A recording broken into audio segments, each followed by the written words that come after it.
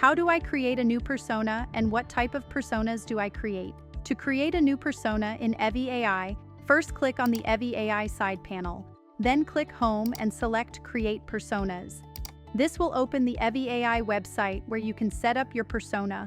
For example, let's create Alex the Sales Pro. Start by typing the name, then choose Person since you can select either a person or a company. Next, fill in the details such as industry, keywords and phrases, and background and history. In the background and history, don't just write a short bio. This is where you explain how this persona creates content. The more detail you give, the better evyAI can capture that unique voice.